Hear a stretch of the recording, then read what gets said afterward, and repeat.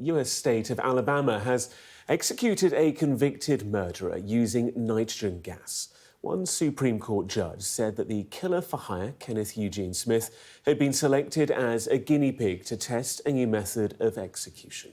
Our correspondent in the US, Martha Kellner, reports. In a small town in rural Alabama, this man, Kenneth Eugene Smith, died in a way no human being ever has.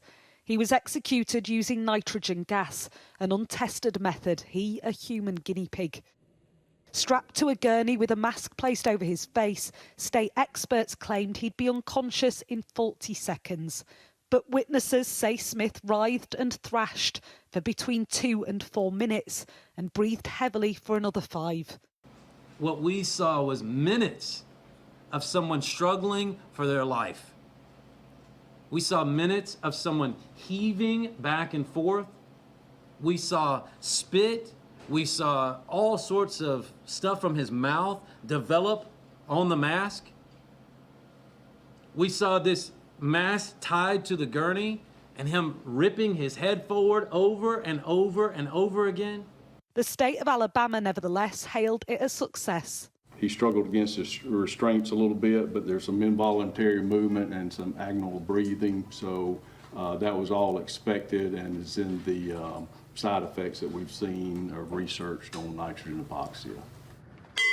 His lawyers' last-minute appeal to stop the execution was denied. They had argued this was a cruel and unusual punishment. Smith had already endured a botched attempt at a lethal injection. In 2022, an executioner tried unsuccessfully for 4 hours to find a vein. This and several other failed lethal injections, the state of Alabama says, necessitates finding a new method. In his final statement, Smith said, "Tonight, Alabama caused humanity to take a step backward. I'm leaving with love, peace and light. Thank you for supporting me. Love all of you." It was in 1988 that Smith killed Elizabeth Sennett, paid $1,000 by her husband, a pastor, to be a hitman. 34 years later, as the curtain closes on Smith, a new frontier potentially for how America executes its death row prisoners.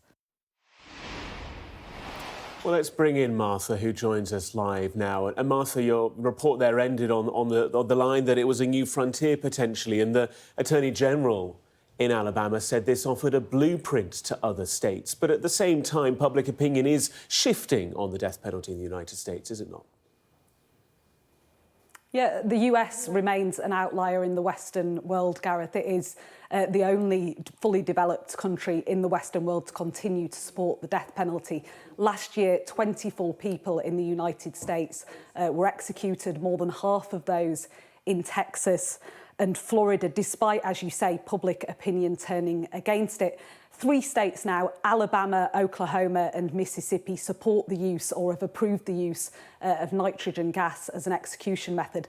Alabama pursuing alternative methods after several botched attempts at lethal injections, including, as I was alluding to in my report there, a particularly nasty botched attempt on Kenneth Smith, the man who was killed today.